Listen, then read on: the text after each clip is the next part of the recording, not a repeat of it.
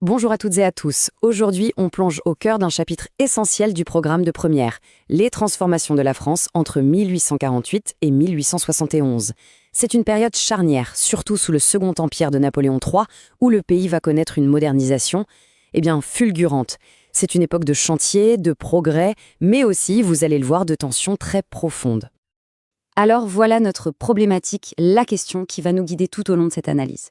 C'est une question typique du bac, vous voyez. Elle demande de la nuance. L'idée, c'est pas juste de faire une liste des changements, mais de bien comprendre comment un même élan de modernisation a pu être à la fois une source de progrès et en même temps une source de conflit. C'est toute la complexité qu'on va explorer ensemble. Pour y voir clair, on va suivre un plan en 4 temps. D'abord, on va s'intéresser à cette France en plein chantier, qui se transforme à toute vitesse. Puis, on ira voir le revers de la médaille, le coût social de tout ça. Troisième point, on verra comment ces tensions vont donner naissance à une véritable lutte ouvrière. Et enfin, on bouclera avec une synthèse de tout ce qu'il faut absolument retenir pour le bac. C'est parti ? On attaque donc notre première partie. Il faut bien comprendre que ce projet de modernisation, il est piloté d'en haut, par l'État impérial. L'objectif est clair, faire de la France une grande puissance économique moderne. Et ce projet, il est porté par des hommes clés. À la manœuvre, bien sûr, Napoléon III. Pour lui, le développement économique, c'est une obsession. Pour financer ses ambitions, il va s'appuyer sur des financiers super audacieux, comme les frères Pereire, qui vont littéralement réinventer la banque. Et pour l'aspect urbain, il donne les pleins pouvoirs à son préfet, le fameux baron Haussmann. On voit bien ici l'alliance parfaite entre le pouvoir politique, la haute finance et l'administration. 18 000 kilomètres. Ce chiffre est juste spectaculaire. C'est la taille du réseau de chemin de fer en 1870. Une véritable explosion. Dès 1857, le réseau principal, en étoile autour de Paris, est terminé. Et attention, le train, c'est bien plus qu'un moyen de transport. C'est lui qui va unifier le marché national, qui va faire circuler les marchandises et les idées à une vitesse jamais vue. Bref, il redessine la France. Forcément, pour construire tous ces kilomètres de rails et des usines gigantesques, il faut de l'argent. Beaucoup d'argent. Le régime va donc encourager la naissance d'un système bancaire complètement nouveau. Des banques comme la Société Générale ou le Crédit Mobilier des Pereire, leur but n'est plus seulement de garder l'argent des riches, elles l'investissent massivement dans l'industrie. C'est vraiment le carburant de la révolution industrielle. Le point crucial à saisir ici, c'est vraiment l'état d'esprit de l'époque. Ce palais de l'industrie, c'est une sorte de cathédrale de fer et de verre. C'est bien plus qu'un simple bâtiment. Ça symbolise la confiance, presque la foi aveugle, dans le progrès technique. Et c'est la vitrine que Napoléon III veut montrer au monde entier pour dire « Regardez, la France est à la pointe de la modernité ». Bon, on a vu la façade, la vitrine étincelante des expositions universelles. Passons maintenant dans l'arrière-boutique, parce que cette modernisation, elle a un coût humain et social extrêmement lourd. C'est le fameux revers de la médaille. Et pour une bonne copie au bac, c'est un aspect absolument essentiel à analyser. Cette citation, elle est tirée d'une enquête sociale de l'époque. Et elle nous fait basculer de l'autre côté du décor. L'auteur, qui est médecin, décrit sans phare la réalité du travail dans une usine de textile. Il parle d'épuisement, d'accidents, d'une atmosphère délétère, c'est-à-dire toxique. Voilà la face cachée du progrès industriel.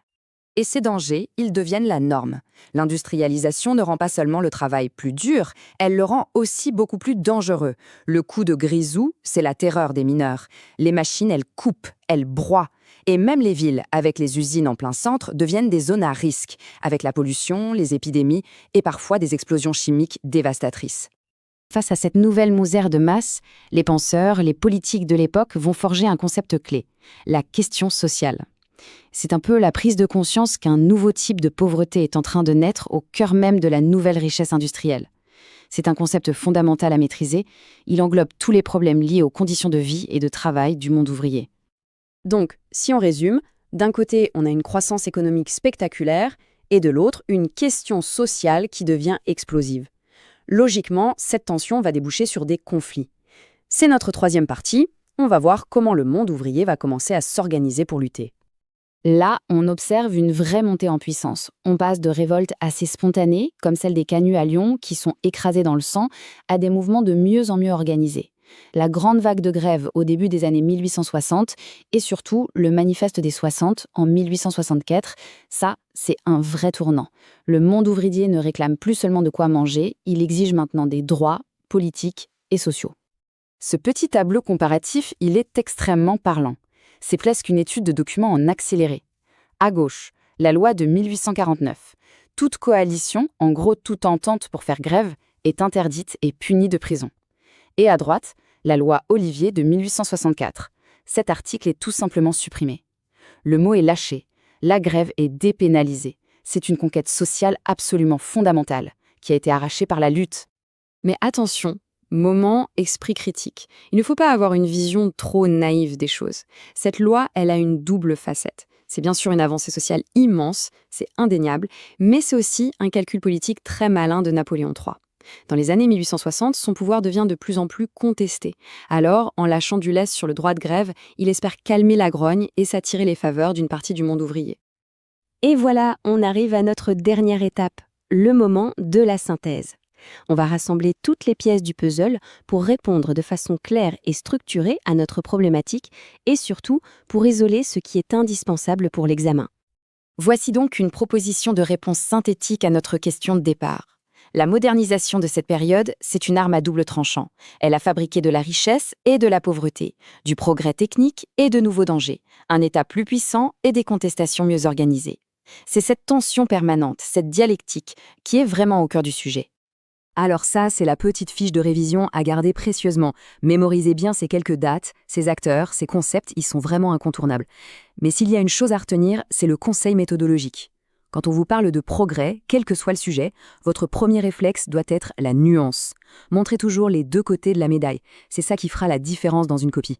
Et on termine, comme toujours, par une question d'ouverture pour faire travailler notre esprit critique. La question sociale du 19e siècle, elle est née de l'industrialisation. Mais aujourd'hui, nos sociétés sont aussi en pleine transformation, avec le numérique, l'intelligence artificielle, la transition écologique. Tout ça crée aussi de nouvelles inégalités, de nouvelles formes de précarité. Alors, à votre avis, quelles sont les grandes questions sociales de notre temps ? Vous voyez, comprendre le passé, ça sert aussi à mieux interroger notre présent.